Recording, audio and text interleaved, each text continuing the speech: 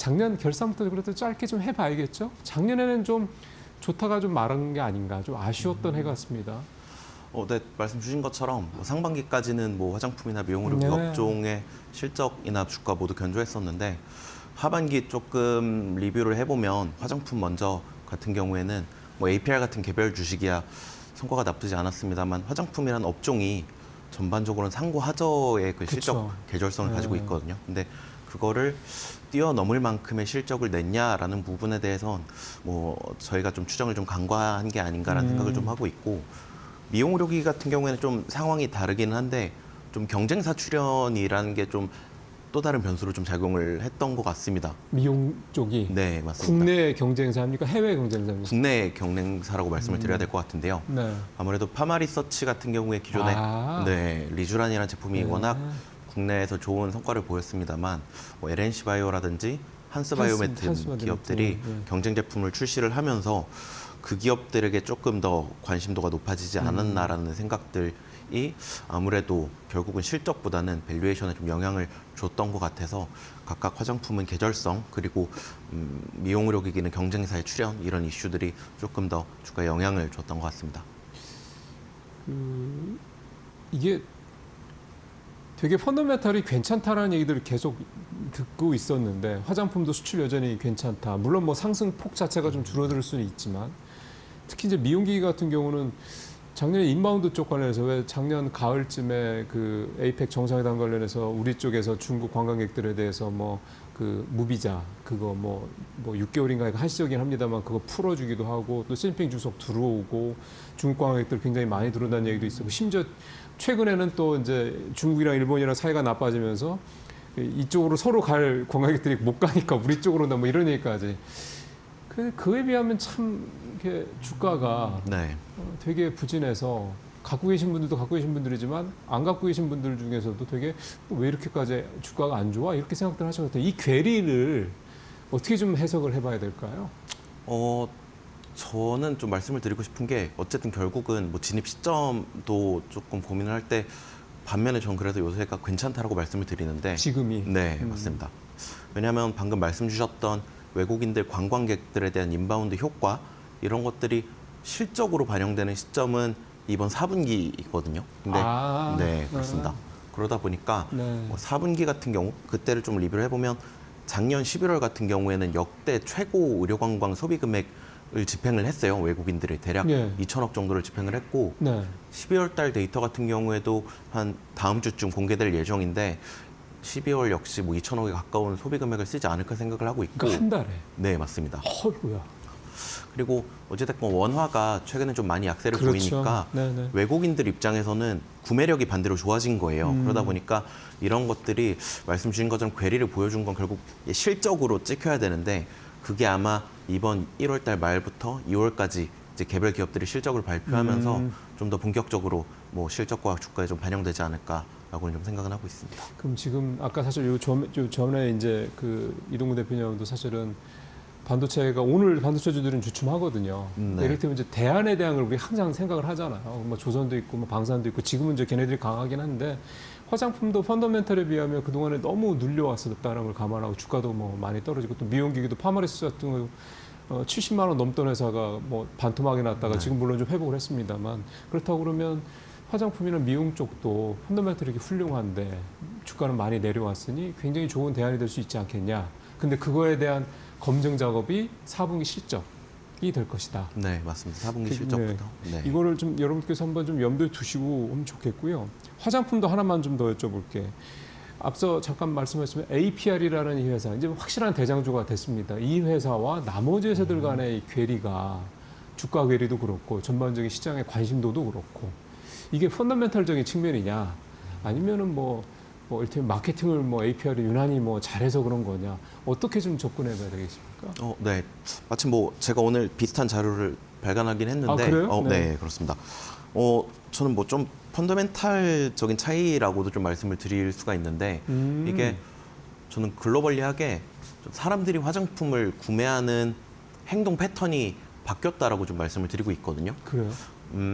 저희가 뭐 우리나라 사람들이 올리브영에서 화장품을 구매하는 것처럼 네.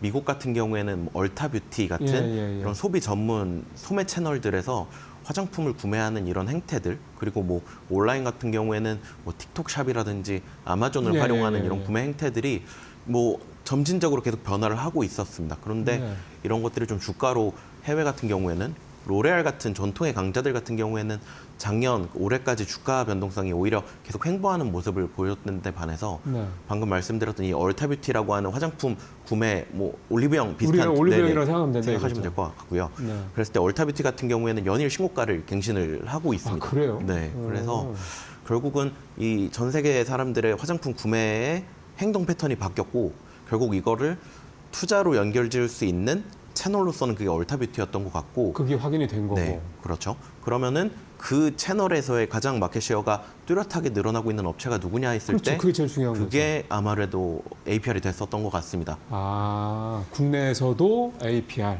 그렇죠. 그리고 미국 같은 경우에도 뭐 11월 달에 뉴스가 많이 나왔습니다만 뭐 아마존에서도 뭐 베스트 랭킹 1, 2, 3위를 기록했었던 게 APR의 성과이기도 하고 틱톡샵 같은 경우에서도 이제 탑 10 브랜드, 그러니까 틱톡샵 전체에서 탑 10 브랜드들을 선정하는 데 있어서 거기에 APR이 좀 선정이 된 바가 있습니다. 그러다 보니까 결국은 뭐 이게 뭐 종합해서 보면은 마케팅을 잘했다라는 거, 그러니까 전반적인 이런 구매 행태에 가장 좀 잘 적응한 기업이 저는 뭐 2026년 오늘 기준으로는 아마 이게 APR이지 않을까라는 좀 말씀을 드리고 있습니다. 그러면 딴 데 브랜드들이 뭐 예를 들어 달바라든가 아모레 퍼시픽이라든가 이런 다른 개별 브랜드들이 메디큐브와 이렇게 좀 그런 부분에 있어서 눈에 띄는 그런 어떤 뭐 성과들이 좀 덜 나타나는 거는 이제 실력 차이가 분명히 있다라는 거고 뭐 품질 차이 쪽보다는 네. APR은 그 트렌디한 거를 굉장히 잘 맞춰가는 거고 그러면 그게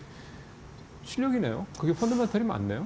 네, 뭐 제품의 품질이라기보다는 말씀 주셨던 것처럼 어떤 그런 제품의 기획, 뭐 홍보의 기획들이 어떻게 보면 종합적으로 나타난 결과라고 생각을 하고 있고 그렇기 때문에 제가 좀 말씀을 드리고 싶은 건 그 어쨌든 기업이 마케팅 비용을 늘려요. 그랬을 네. 때 이 마케팅 비용에 선형적으로 실적이 따라오는 게 아니라 네. 결국은 그 동일한 마케팅 비용을 얼마나 더 효율적으로 사용하냐? 약간 이런 것들이 조금은 괴리로서 지금 작년 올해 나타나고 있다라고 보시면 될 것 같습니다. 하나만 더 짧게 여쭤보고 싶은 게 ODM 업체들도 사실 좀 부진했단 말이에요. 네. ODM 업체들은 사실 우리나라 인디 브랜드들 또 해외 쪽 인디 브랜드들이 막 이렇게 좀 하면서 이렇게 막 성장을 하고 증설도 엄청나게 작년하고 뭐 그런 걸 알고 있는데 인디 브랜드 아니 ODM들이 좀 부진한 거는 또 어떻게 봐야 되겠습니까? 전 두 가지라고 말씀을 드리는데 하나는 먼저 앞서 말씀드린 것처럼 화장품 업종이 결국은 상고하저 실적 모양새를 좀 보입니다. 일단 상고하저게 크고 선크림 같은 제품들이 상반기 수주가 몰리다 보니까 이런 것들이 상반기 실적이 조금 더 하반기 대비 좋고 네. 그랬을 때 저희가 뭔가 유럽이나 미국 같은 지역의 성과가 조금 더 좋으면 이 트렌드를 좀 깨볼 수 있지 않을까라는 게 사실은 작년과 재작년에 기대였었거든요. 근데 그런 것들을 좀 상대적으로 ODM들이 아쉽게 달성을 하다 보니까 그게 조금은 주가 하락으로 이어졌었던 것 같고 그럼 반대로 지금 접근을 해야 될 거는 지금 시장에서 ODM 업체들에 대한 실적 기대감이 많이 낮아져 있어요. 그러겠죠, 근데 이제. 반대로 이게 상고하저란 트렌드라면 오히려 전 화장품 특히나 뭐 코스맥스나 콜마 같은 업체들은 지금이 조금 더 진입해 볼 만한 시점이 아닐까라는 생각은 하고 있습니다. 제가 ODM 업체를 여쭤본 이유 중에 또 하나가 이번에 한중 정상회담 있었잖아요. 네. 뭐 명시적으로 무슨 화장품이라든가 이런 거에 대한 얘기가 나왔던 건지는 제가 잘 모르겠는데 그것까지 제가 자세히 파악은 못했습니다만 개별 브랜드들은 아모레 퍼시픽이 됐든 이런 개별 브랜드들은 중국의 로컬 업체들도 굉장히 가성비가 좋고 뭐 품질도 괜찮다면서요. 최근에 국내 진출도 했다고 그런 얘기도 들리고. 근데 그 개별 브랜드들도 중국 로컬 브랜드들도 ODM은 우리 콜마나 코스맥스에 맡기는 경우들이 많다면서요. 맞습니다. 그러면 개별 브랜드들은 뭐 한중 정상회담 때문에 양국 간의 관계가 개선돼서 되더라도 개별 브랜드들은 경쟁이 커서 쉽지 않겠지만 ODM들은 오히려 되게 더 기회가 열리는 게 아닌가 이런 생각을 사실 해봤는데 네. 너무 아마추어적인 생각이긴 합니다만 어떻게 보세요? 우선은 그 두 업체를 가려돌 말씀을 드리면 어쨌든 코스맥스 같은 경우에는 중국 내에서 ODM으로서 마켓시어 1위를 달성을 하고 있는 거는 네, 맞고요. 그렇기 때문에 그런 어떤 한중 간의 관계가 뭐 완화되는 스탠스를 가져갔을 때 분명히 조금 더 코스맥스 같은 업체들이 우호적인 환경에서 영업을 할 수 있는 건 좀 분명히 맞다라고 생각을 하고 있고 네. 뭐 실제로 이번 4분기에 뭐 코스맥스의 프리뷰 내용을 조금 더 살펴보시면 국내에서보다는 조금 더 중국 쪽의 영업 상황이 좀 더 개선됐다는 내용들을 조금 그래요? 더 확인을 하실 수가 있거든요. 그래서 변화가 있긴 있군요. 네, 조금 더 감지되는 변화들이 있기 때문에 뭐 이 부분도 약간 메인 투자 포인트는 아니지만 충분히 좀 부가적인 투자 포인트 중에 하나라고는 좀 생각은 하고 있습니다. 그럼 이제 또 제일 중요한 게 그동안 우리나라 화장품 업계들을 그러니까 소위 말하는 K-뷰티라는 이름으로 이렇게 상징화하면서 성장을 크게 시켰던 게 결국 이제 북미, 유럽, 뭐 남미, 뭐 동남아 이렇게 해외 수출인 거잖아요. 네. 작년에 수출은 어땠던 것 같아요?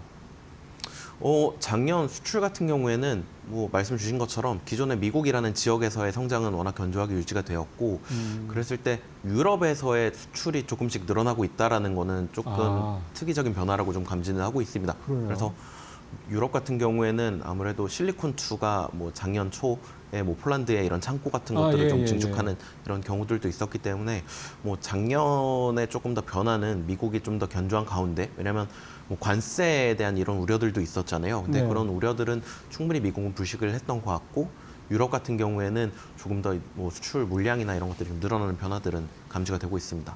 그 제가 유럽 여쭤봤던 이유 중에 하나도 그 작년에 제가 되게 재밌게 봤던 기사 중에 하나가 영국의 더 선이라고 하는 좀 큰 신문이 있는데 거기 네. 기자가 자기가 한 달 동안 이 K-뷰티 제품들을 이렇게 막 그 한국의 그 스킨케어 루틴이라고 그러던가 뭐 그런 거에 맞춰서 쭉 사가지고 자기가 써봤더니 뭐 얼굴이 이제 물광 피부가 됐다 뭐 그런 식으로 하면 기사가 나간 그걸 되게 재밌게 봤었는데 이게 이제 일종의 우리는 늘 그렇게 해왔던 건데 그렇죠. 뭐 네. 하고 그다음에 뭐 하고 이런 식으로 이제 해외는 뭐 이제 그런 루틴이 없대는 거 아니에요. 그럼 이제 이런 것들이 물론 기자 한 사람의 기사 가지고 그게 확 퍼지거나 이러기는 쉽지 않겠지만 시간이 걸리겠지만 그러니까 유럽, 그러니까 소위 말하는 화장품의 본산지라고 하는 유럽에서 이런 것들이 기사가 나오고 되게 화제가 되고 한다 그러면 되게 뭔가 유럽에서도 좀 전에 말씀한 유럽에서도 북미처럼 이렇게 좀 확 이렇게 좀 뭐 한번 기대감을 가져볼 법한 게 아닌가라는 생각이 좀 들어서요. 네, 뭐 일부 뭐 컨설팅 업체들의 조사에 따르면 미국 시장만큼, 그러니까 유럽 대륙 전체가 미국 시장 정도의 규모는 가져가는 시장이라고 하더라고요. 그랬을 때 말씀 주신 것처럼 사실은 생소하니까 그런 기사들이 나온 거잖아요. 만약에 우리가 뭐 하죠. 김치 먹는 게 뭐 기사에 나오진 않는 것처럼 그래서 유럽에서의 스킨케어 시장, 그러니까 한국식 루틴은 아직까지 굉장히 도입 초입기다라는 생각이 오히려 들었고 그래서 미국에서 이렇게 늘어난 속도처럼 유럽도 오히려 어떻게 보면 시장성에 있어서는 더 마켓쉐어가 늘어날 룸이 많기 때문에 그렇죠, 오히려. 저는 그런 기사들이 되게 좀 긍정적으로 저도 비슷하게 해석은 하고 있습니다. 그러면 이제 올해 얘기로 넘어가 보면 올해 박 의원님께서 보실 때 올해 정말 주목해야 될 만한 뭐 어떤 뭐 모멘텀 어떤 거 기대하는 바 뭐 그런 것들은 어떤 걸로 잡고 계세요? 뭐 올해 업종 투자 전략 같은 경우에는 전반적으로는 작년 말에 말씀드린 내용들과 유사했던 것처럼 약간 작년에 하반기 리뷰로 말씀드린 것처럼 뭐 미용 의료기기 업종은 뭐 좀 경쟁사의 출현 이런 것들에 대한 우려가 좀 네. 있었는데 말씀드린 파마리서치의 리쥬란 같은 경우에도 네. 4분기의 영업 환경이 많이 개선됐다라는 내용들은 조금 많이 공유가 되고 있는 것 같습니다. 그래서 요즘에 주가가 파마리서치가 확실하게 반등을 하고 있는 거군요. 네, 맞습니다. 왜냐하면 리쥬란이라는 제품이 먼저 계절적인 좀 특이성이 있어요. 왜냐하면 좀 더 겨울철에 시술이 늘어나는 이런 패턴들도 있고 말씀드렸던 이런 의료 관광에 대한 수혜도 좀 본격적으로 반영되는 게 이제 4분기 실적이기 때문에 이게 우선 4분기 조금 기업 실적으로선 저점을 좀 다지는 계기가 될 거고 26년 같은 경우에는 파마리서치가 이제 유럽에 진출을 합니다. 그래서 이제 피부과, 그러니까 유럽 피부과에서도 리쥬란 시술을 받을 수 있게 되는 거예요. 허용됐어요? 네, 제품 허가 자체는 재작년에 받았는데 그 파트너사, 그러니까 이걸 공급을 해줄 대리점 계약을 작년 하반기에 계약을 체결했습니다. 시간이 좀 걸렸구나. 네, 그래서 정식 출시를 이제 올해 1분기에 예정을 하고 있기 때문에 파마리서치 같은 경우에는 우려가 있었던 내수가 다시 회복세로 들어가고 네, 그리고 그렇죠. 수출 같은 경우에는 유럽의 정식 출시 그리고 화장품에 대한 것도 좀 최근에 언급을 드리고 있는데 여기도 그 PDR렌인가요? 뭐 하여간 그런 화장품 만든다면서요? 네, 맞습니다. 그래서 파마리서치가 의료기기뿐만이 아니라 화장품 사업도 영위를 하고 있는데 네. 최근에는 중국의 세포라 매장에 오프라인 독점 계약을 체결을 했습니다. 네, 그래서 의료기기뿐만이 아니라 화장품 화장품 쪽에서도 또한 26년에 좀 기대되는 모멘텀들이라고 좀 말씀드리고 있기 때문에 이것들이 조금 더 실적으로서 반영이 됐을 때 조금 더 주가적으로는 좀 더 업사이드가 클 수 있다라고는 말씀드리고 있습니다. 마치 메디큐브가 화장품도 만들지만 미용기기, 물론 이제 가정용 미용기기라고 그래야 되나요? 그것도 같이 하는 것처럼. 그래서 그게 얘네들은 매출액의 반반 정도 되게 균형적이다고 그때 네. 말씀하셨던 기억이 나서. 그럼 파마리서치는 작년에 파마리서치 말씀하시면서 파마리서치의 조금 아쉬운 점이 미국이라는 큰 시장, 뭐 미국에서 막 애들이 막 국내에 들어와서 연예인들이 들어와서 막 하고 뭐 그 자기들 뭐 SNS 올리고 하는데 정작 파마리서치는 미국에 들어가질 못한다, 허가가 아직 안 떨어서 그 얘기를 하셨는데 유럽은 일단 올해부터 시작을 한다는 얘기가 되는 거고 그건 맞습니다. 되게 프레시한 모멘텀이 되겠네요. 근데 결국 중요한 건 역시 또 미국이라는 데를 뚫고 들어가야 되는 거 아니겠습니까? 네, 그래서 어떻게 보면은 미국 시장을 진출을 못했는데도 이런 실적이 나오는 게 어떻게 보면은 아쉽기도 하고 긍정적일 수도 그럴 수 있는 것 있네요. 같아요. 네, 왜냐하면 네. 가장 큰 시장이 남아 있는데도 이렇게 실적이 올라간다면 그렇기 때문에 뭐 미국에 대해서는 여전히 큰 기대와 약간 긍정적인 시각으로 좀 바라보고 있습니다. 미국은 그러면 뭔가 진행은 되고 있을 텐데 뭐 네. 올해 뭐 예상되는 이런 것들은 없습니까? 네, 아직까지는 미국 시장의 진출 타임라인이 구체화되지는 않았고 2030년 정도가 좀 미국 시장에 좀 정식 출시하는 스케줄이라고 좀 보시면 될 것 같습니다. 그러면 요거 파마리서치 짧게 하나만 더 이 회사 말고 이 회사가 작년에 주가를 이렇게 반토막 냈었던 가장 큰 이유는 그 ECM이었나요? 네, 맞습니다. 인간 세포가 또 이렇게 해가지고 하는 그거. 이 두 회사 LNC 바이오죠. 여기 이 두 회사들 여기는 작년만큼 올해도 계속해서 이렇게 좀 화제가 되고 이렇게 뭐 할까요? 어떻게 보세요? 그쪽도. 네.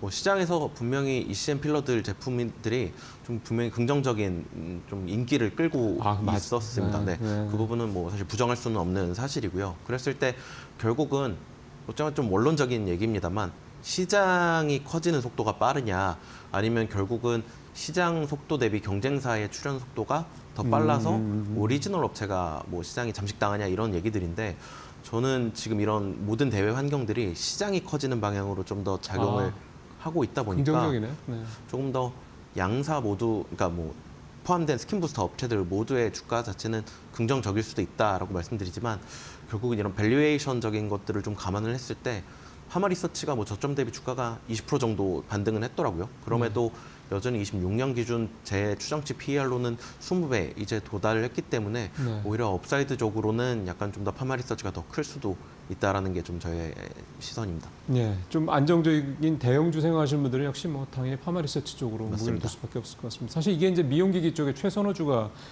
되고요. 화장품 쪽 최선호주는 역시 뭐 APR 이렇게 봐야 되겠네요.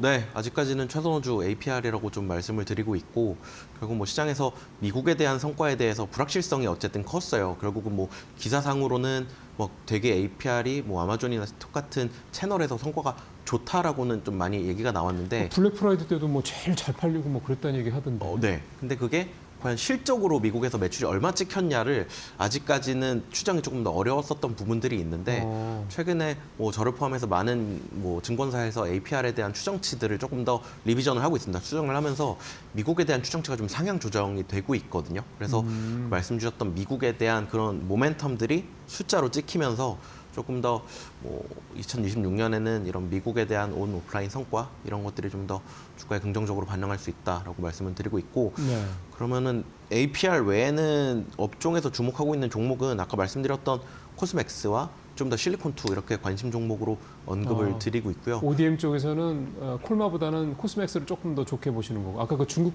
그 말씀 네. 때문에 그런가 보죠? 맞습니다. 뭐 중국에 대한 익스포저라든지 아니면은 상대적으로 코스맥스 같은 경우에는 ODM 퓨어 업체라고 말씀드리거든요. 왜냐면 그건 뭐예요? 콜마 같은 경우에는 자회사로 HK 이노엔이 있다 보니까 실적이 네, 약간 화장품의 100% 실적은 아닙니다. 그러다 보니까 조금 더 화장품의 업종의 주가가 반응할 때 좀 더 변동성이 크게 움직일 수 있는 게 아무래도 코스맥스이다 보니까 그런 뭐 기업의 퀄리티라기보다는 그런 주가적인 관점에서 좀 더 맥스를 좀 더 선호하고 있다고 말씀을 드리고 있습니다. 예, 지금 최선호주는 역시 사실 뭐 확실한 대장주인 APR이고요.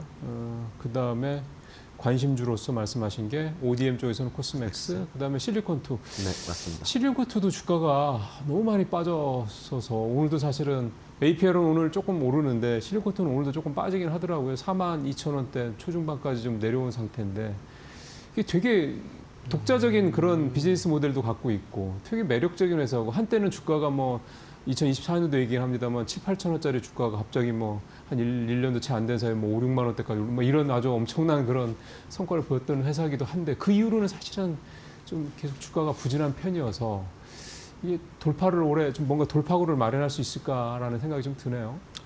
네, 뭐 지켜봐야 될 부분들이 여전히 좀 많긴 합니다만 결국은 이런 좀 계절성에 조금 더 베팅을 한다는 의미로서 말씀을 드리는 겁니다. 아무래도 상반기에 이런 주문들이 몰리면 ODM들한테 이제 생산이 들어가고 결국은 그걸 유통을 해야 되는 게 아무래도 실리콘2 같은 이제 유통사들이 그걸 결국은 전방 시장인 유럽과 미국에 옮기는 거잖아요. 그렇죠. 그러다 보니까 이 계절성을 실리콘투가 피해가지는 못합니다. 결국은 실리콘투 또한 실적의 개선세가 나타나는 이런 흐름들이기 때문에 어떻게 보면은 지금의 이런 밸류에이션적으로 메리트가 좀 더 있는 국면이라고 좀 생각은 하고 있습니다. 그럼 다 이제 말씀하셨던 기업들, 종목들 얘기를 좀 종합을 해보니까 결국은 소위 말하는 투자 전략은 역시 상반기에 좀 집중할 필요가 있겠네요.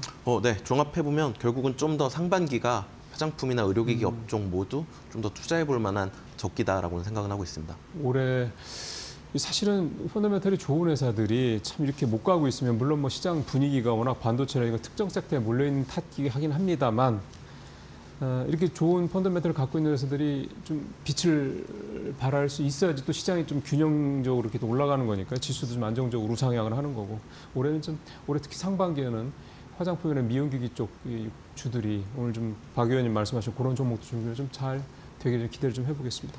박 의원님 오늘 말씀 잘 들었습니다. 고맙습니다. 네, 감사합니다.